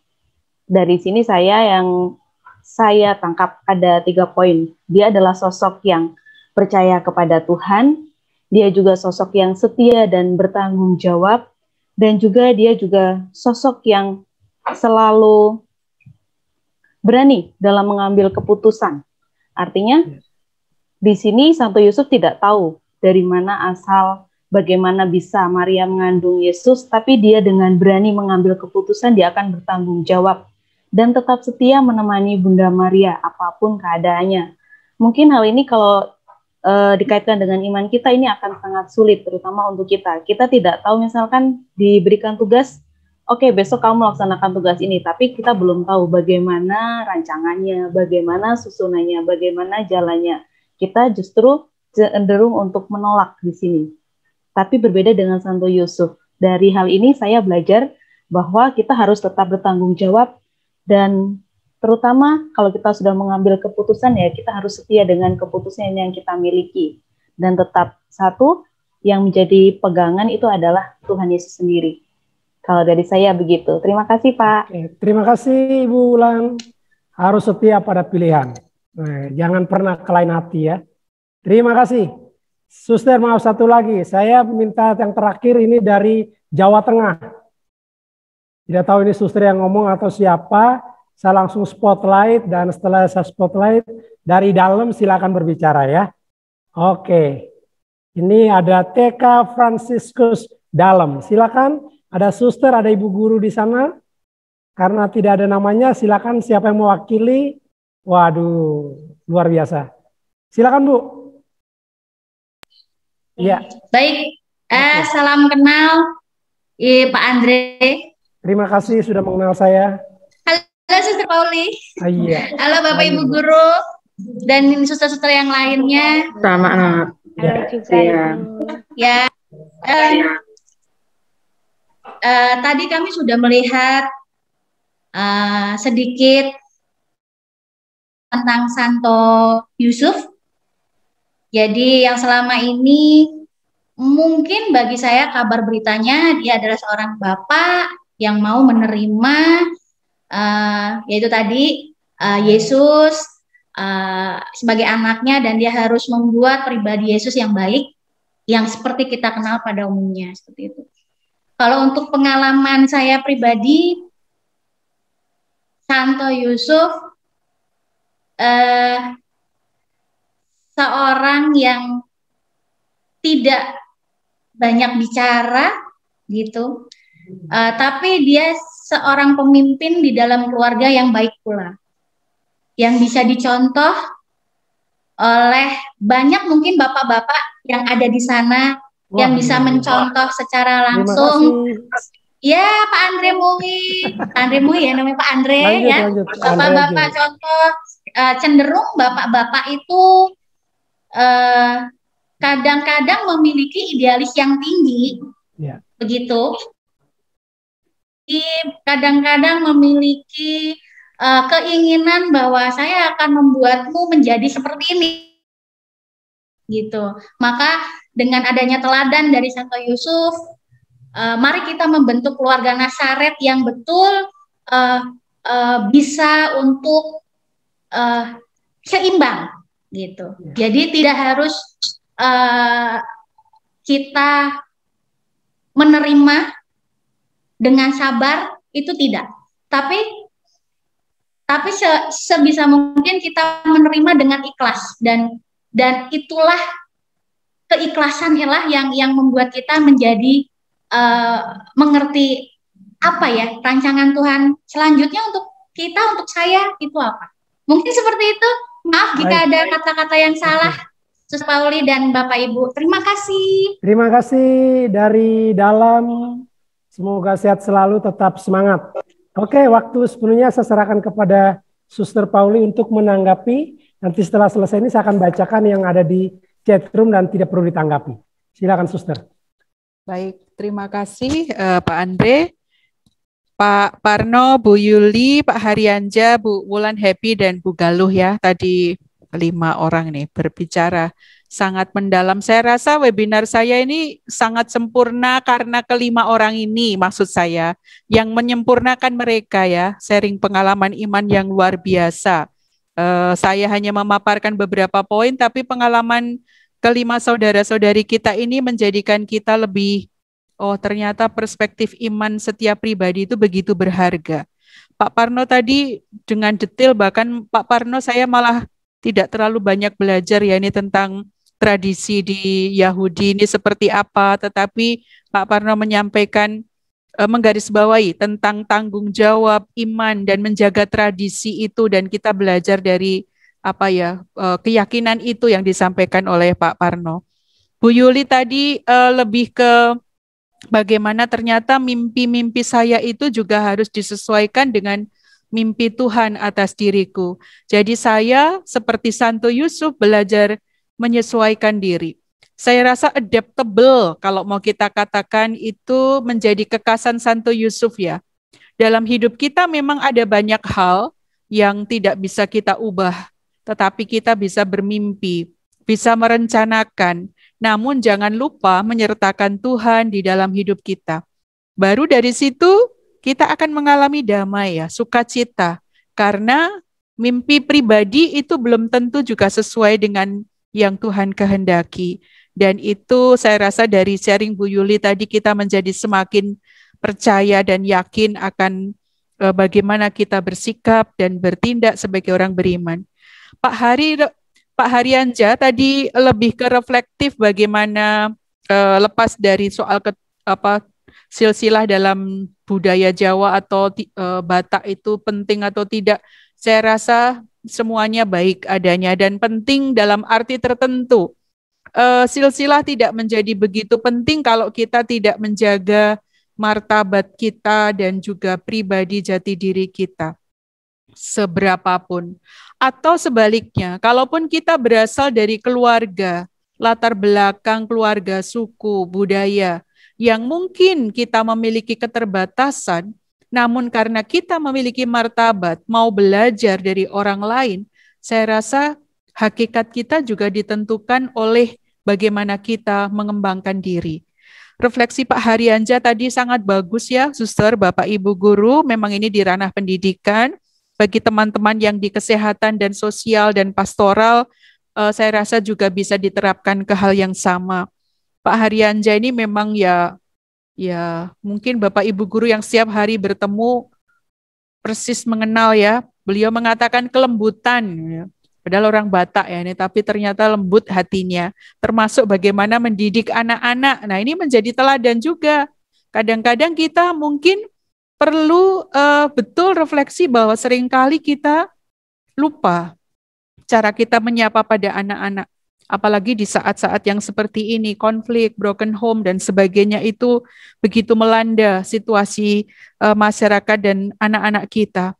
Rasanya kita sungguh menjadi guru atau pendamping, pembimbing, manakala kita itu mampu mencintai yang rapuh dan retak seperti ini. Saya mengundang Bapak Ibu guru, kalau saya sudah bicara soal seperti ini, rasanya itu DNA kita. Sebagai seorang pendidik guru di sosial, pastoral, maupun pendidikan atau karya kesehatan bahkan, mencintai yang rapuh itu ternyata tidak mudah. Dan anak-anak nakal itu bisa kita kategorikan yang rapuh justru. Anak-anak yang sudah pandai, yang sudah mapan, yang sudah nurut, sudah taat, tahu tanggung jawab, itu memiliki kekuatan lebih dibanding anak-anak seperti ini. Saya rasa ini menjadi refleksi kita bersama. Terima kasih Pak Hari atas ajakan dan sentuhannya untuk kita semua, sehingga kita kembali mengingat panggilan yang paling hakiki ini. Bu Wulan Happy tadi juga bicara soal percaya pada Tuhan, tanggung jawab, berani mengambil keputusan. Saya mengajak tidak hanya orang muda ya, orang tua yang sudah medior dan senior, Bapak Ibu suster juga, ternyata mengambil keputusan itu tidak hanya menjadi masalah orang muda atau anak-anak. Seringkali kita setiap saat dihadapkan pada keputusan ini. Bahkan setiap detik kita dituntut mengambil keputusan yang terbaik. Kalau kita ingat sabda Tuhan mengatakan, pilihlah kesejahteraan dan kehidupan, jangan memilih kematian. Itu ada dalam kitab suci. Dan itu harus menjadi pilihan kita. Kebenaran, sukacita, kerukunan, kebersamaan, kolaborasi, kerjasama, solidaritas, tepos liro, empati, menghargai orang lain yang sekecil apapun, spontan, tulus menghargai orang lain, mudah memuji orang lain. Jangan pelit untuk memuji orang lain. Itu juga keputusan. Dan itu yang disampaikan oleh Bu Irin tadi, berani mengambil keputusan. Dan saya rasa itu teladan Santo Yusuf untuk kita. Dari Bu Galuh tadi, ya sedikit menyentil ya. Jadi ya saya rasa tidak hanya untuk Bapak Ibu juga ya Bu Galuh ya. Jadi tapi ini sharing pengalaman. Jadi idealisme. Saya rasa ibu-ibu juga ini kaitannya mungkin juga dengan keluarga, nanti juga di komunitas di sekolah. Jadi kadang kita ini berperan dalam diri kita itu ada unsur maskulinitas dan femininitas ya. Kadang-kadang mana yang paling dominan. Perempuan bisa jadi juga sangat maskulin dalam arti tertentu, egois mungkin, nggak mau ngalah, menang sendiri. Jadi tidak hanya karena faktor seksualitasnya itu pria dan wanita. Ini lebih luas saya rasa apa yang disampaikan Bu Galuh, bukan soal itu saja, tapi lebih luas. Bagaimana idealisme kita, harapan kita pada orang lain itu perlu disesuaikan. Bersama-sama menemukan, jangan gegeke karpe dewe itu bahasa Inggris ya. Jadi mementingkan kehendak sendiri, maunya punyaku yang paling bagus, orang lain enggak. Ide orang lain tuh enggak perlu ditanggapi, wes ra usah. Ini saya rasa kita belajar dari tokoh Santo Yusuf ini. Kalau mau dikatakan Bu Galuh tadi konsep maskulin atau pria tadi ya, kita juga bisa melakukan itu. Jadi melihat rencana Tuhan, apa yang terbaik dalam keluargaku, ya mari dibicarakan bersama, suami istri bicara bersama. Jadi tidak ada yang menang, tidak ada yang harus mengalah, tetapi bersama-sama menemukan solusi. Demikian juga di tempat karya.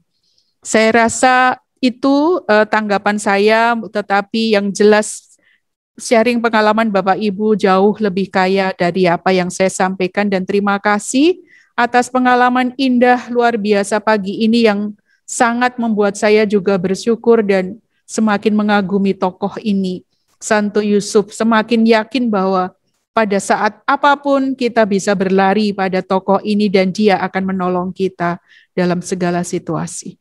Terima kasih Pak Andre. Terima kasih Suster. Saya dapat WA dari beberapa teman guru ini meminta dari kesehatanmu sharing juga Suster. Nggak apa-apa ya Suster ya? Baik, oke. Baik, jadi ini penting. Maka saya mau cek dulu nih teman-teman lagi ya. Para suster yang di bidang kesehatan, apakah dari sini ada suster siapa saja? Nanti setelah yang terakhir itu dari Laverna. Bos Laverna harus berbicara. Supaya nanti kita bisa banyak pengalaman. Ada suster dari Yayasan Georgius? Oke, saya ke Suster Claudia. Suster Claudia. Langsung dipin. Silakan berikan sedikit refleksi Suster tentang sosok Santo Yosef yang bisa kita teladani bersama. Baik Pak Andre, para suster dan saudara-saudariku. Terima kasih di sela-sela kami sedang virtual memberi rekoleksi di SD Pahomani posisi. Saya boleh banyak juga belajar dari apa yang dijelaskan Suster Pauli. Saya teringat kemarin kami itu tim memberi rekoleksi di Pasutri, guru-guru Kalirejo. Sangat menarik dan mendalam refleksi mereka. Ada seorang peserta yang mengatakan, Suster, kita itu pendidik. Yang kita ajar bukan anak-anak kita, tetapi itu titipan. Kok kayaknya persis ya, Yesus juga dititipi Yusuf untuk Yusuf juga dititipi Yesus untuk diasuh. Nah, berarti guru-guru ini juga punya tanggung jawab, kayak Yusuf punya tanggung jawab. Kemudian refleksi Pak Haryanja tadi sangat mengena karena mereka mengatakan, jika Yesus yang tanda petik mungkin dulunya nakal karena tidak ditulis di kitab suci, buktinya umur 12 tahun, yo hilang, tapi dicari 3 hari, ketemunya di bait Allah. Mungkin anak bapak ibu nek hilang ketemunya neng mall atau neng PlayStation ya. Nah Yesus itu dengan sabar, dengan tenang, ketika bersama Bunda Maria, dia menanya, nak, bapak ibumu mencarimu. Malah jawaban Yesus kan mungkin juga mengesalkan. Siapa itu bapak ibuku? Nah, kemudian di teks lain, mengapa kamu mencari aku? Nah, mungkin kalau itu dihadapkan pada kita yang dititipi anak-anak saat ini, mungkin wis dicubit atau dijewer ya. Nah, kemudian kemarin juga refleksi untuk kami para suster juga. Betul, suster-suster secara biologis kami tidak punya anak. Tetapi Tuhan menitipkan banyak anak-anak pada kami, baik yang suster berkarya di pendidikan maupun di panti asuhan atau bidang-bidang lain. Figur Yusuf dalam refleksi Suster Pauli tadi, dalam kesabaran, dalam talk less do more, nampaknya itu sangat memberikan peringatan yang sangat kuat di saat-saat seperti ini. Kadang-kadang tempaan, kadang-kadang masalah yang terjadi saat-saat ini membuat selain kita itu juga enggak sabar, kadang-kadang secara tidak sadar juga kita diajari oleh Santo Yusuf, tenang dulu, pikirkan dulu ketika dalam kepanikan, dan baru kita putuskan dalam segala sesuatu. Untuk saya pribadi memang hari ini teladan Santo Yusuf mengajak saya untuk bekerja sama dengan karya Roh Kudus senantiasa, sehingga apa yang menjadi keputusan kita sebagai orang yang mengasuh dalam tanda petik banyak orang, itu adalah yang keluar kata-kata yang sudah menjadi kerjasama dengan Roh Kudus, kata-kata yang memberi daya, kata-kata yang menghidupkan, kata-kata yang membuat orang lain itu tumbuh dan berkembang. Itu yang refleksi saya dapatkan dari seminar pagi ini berkaitan Bapak Santo Yusuf. Itu saja Pak Andri, terima kasih. Terima kasih Suster Claudia. Saya tepuk tangan 10 kali dan selamat bekerja di Pauman. Tetap sehat dan semangat, sebentar lagi pindah ke SMP ya. Terima kasih. Oke, baik. Yang terakhir dari pesan ini, siapa yang di spotlight silakan berbicara, dan kita ini sesi yang terakhir. Setelah itu saya akan kembalikan kepada moderator. Kepada yang wajahnya tampil di layar, saya persilakan. Suster Valentina. Silakan Suster Valentina. Suster Valentina ditunjuk.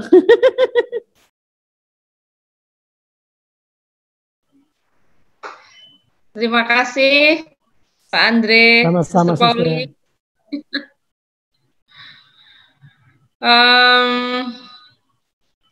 Santo Yosef itu yang tadi saya renungkan, yang masih mengenai itu soal sosok yang tersembunyi.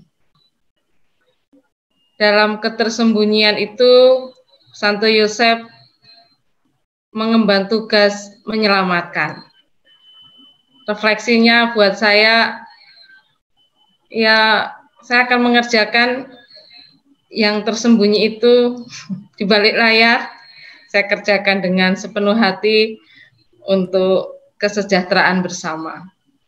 Profesiat Suster Pauli, saya akan membantu seperti Santo Yosef, siap sedia. Itu refleksi saya Pak, saya siap sedia, bekerja, sabar, seperti Santo Yosef itulah. Tersembunyi tapi mengerjakan hal besar. Ya. Terima kasih. Terima kasih Suster. Kita harus selalu di balik layar Suster ya. Saya mengerjakan hal kecil untuk yang kecil-kecil aja Suster. Baik, terima kasih. Suster Pauli, mungkin ada kata terakhir, satu kalimat saja untuk kita semua sebelum saya pindahkan ke moderator. Satu kalimat. Suster, Bapak Ibu yang terkasih, mari kita semakin rendah hati, terbuka pada karya Roh untuk mengasihi Tuhan dan sesama dan mendengarkan kehendak Allah dalam setiap peristiwa hidup kita. Terima kasih. Tuhan memberkati. Terima kasih. Amin. Terima kasih Suster. Waktu saya kembalikan kepada moderator.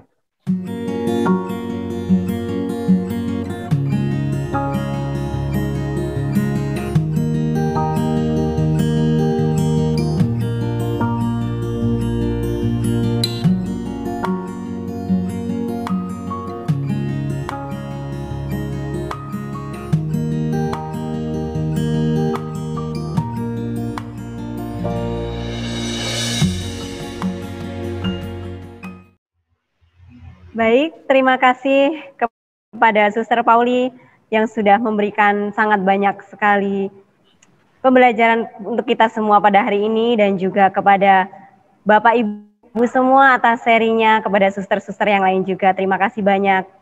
Dan kini para suster, Bapak dan Ibu seluruh peserta webinar dan novena Santo Yusuf, tiba waktunya kita pada novena Santo Yusuf. Kepada petugas doa dari unit SD Fransiskus Pringsewu kami persilahkan. Para suster, Bapak Ibu guru, dokter dan perawat di bawah naungan Yayasan Pendidikan, Kesehatan dan Sosial dalam kongregasi FSGM, setelah bersama kita mengikuti webinar Santo Yusuf dengan tema Santo Yusuf, Bapa Asuh Yesus. Yusuf yang menjaga keluar ke Nazaret, menjaga bunda-bunda, juga Yesus penebus Sudilah doakan kami pada Yesus anakmu, dan lindungilah selalu kami sekeluarga. Di tengah mara bahaya, beri kami harapan, kuatkanlah iman kami agar jangan tersesat. Bapa Yusuf, antar kami ke hadirat Yesusmu, agar kami berbahagia dalam hidup yang kekal. Dalam nama Bapa dan Putra dan Roh Kudus. Amin. Semua untuk kemuliaan Tuhan dan keselamatan jiwa kita.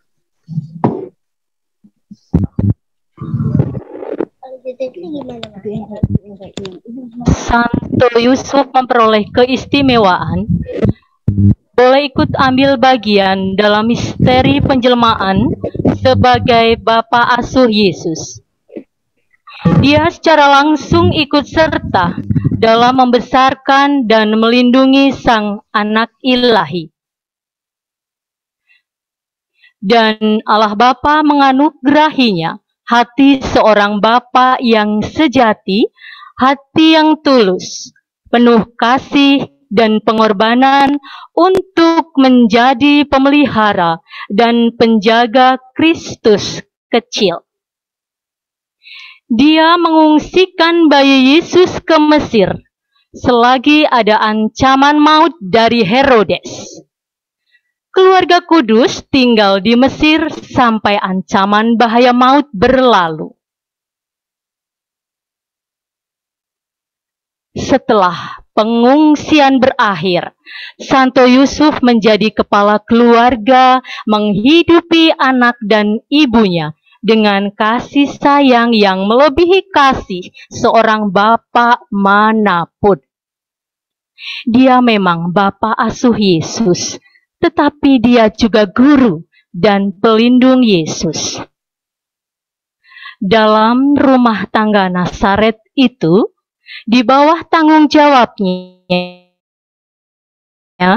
penebusan umat manusia dipersiapkan. Apa yang ternyata ia lakukan untuk kita semua. Dia tidak hanya orang suci dalam kerajaan Allah, tetapi juga seorang yang berjasa besar bagi seluruh dunia kekristenan dan umat manusia. Marilah berdoa. Santo Yusuf, kami bersyukur kepada Allah. Engkau dipilih menjadi Bapa asuh Putra Allah, menjadi pendamping setia Bunda Maria, Bunda Yesus Putra asuh-Mu. Kami mohon, jadilah perantara agar kami memperoleh kasih karunia keistimewaan dari Yesus Kristus Putra asuh-Mu.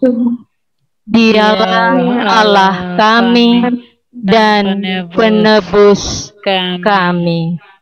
Bantulah kami agar kami mengabdinya dengan kasih, pengorbanan, dan kebaktian sebagaimana Engkau lakukan sewaktu Engkau masih bersama Yesus Putra asuh-Mu. Santo Yusuf, terimalah salam kami sebagai anak-anak-Mu. Jadilah pelindung yang setia dan perantara bagi semua orang yang mencintai dan menghormati-Mu. Setelah Yesus dan Maria, Engkaulah andalan kami, maka kami menaruhkan harapan dan keselamatan padamu. Dan kami yakin Engkau tak akan meninggalkan kami, hamba-hamba putra asuh-Mu yang setia ini. Dan semua saja, baik sanak keluarga dan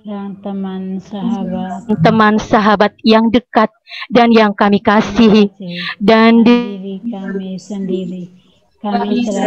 kami sendiri, Santo Yusuf yang mulia, pendamping setia perawan tak bernoda, perolehkanlah bagi kami budi yang murni, sederhana, dermawan, dan penuh pasrah pada kehendak ilahi. Perolehkanlah pula dari hati kudus Yesus Putramu kesejahteraan rohani dan jasmani, dan terkabulnya wujud khusus kami.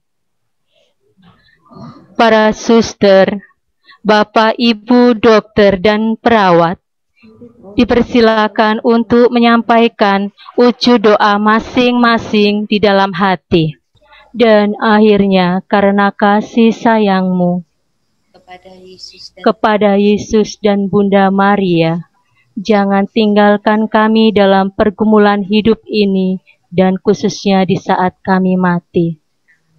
Amin. Para suster, Bapak, Ibu guru, dokter, dan perawat, mohon untuk menjawab, doakanlah kami. Santo Yusuf, doakanlah kami. Santo Fransiskus, doakanlah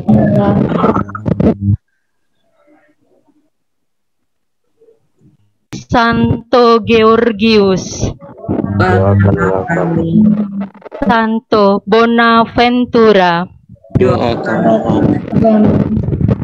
Mother Anselma, doakanlah kami.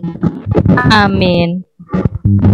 Marilah kita tutup novena kita yang pertama ini dengan lagu penutup.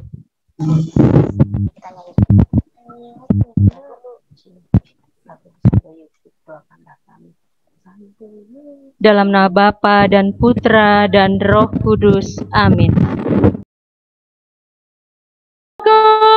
Keluarga kudus, Yesus Sang Putra penebus dosa, Santo Yusuf yang terberkati, teladan pekerja, lindung gereja semesta, setia wartakan kabar gembira, penuh kasih cinta, jaga kami sekeluarga dari mara bahaya. Akan kami tetap setia, taati kehendak Bapa. Lindungi gereja semesta, sekarang dan selamanya. Sekarang dan selamanya. Untuk novena yang pertama, kami dari SD Fransiskus Spring Sewu, demikian yang dapat kami berikan. Baik. Terima kasih Pak Andre. Terima kasih Bu Maria, para suster dan teman-teman di Pring Sewu yang sudah memandu novena kita yang pertama kali ini. Sekali lagi terima kasih banyak, dan waktu sepenuhnya saya kembalikan kepada moderator. Terima kasih.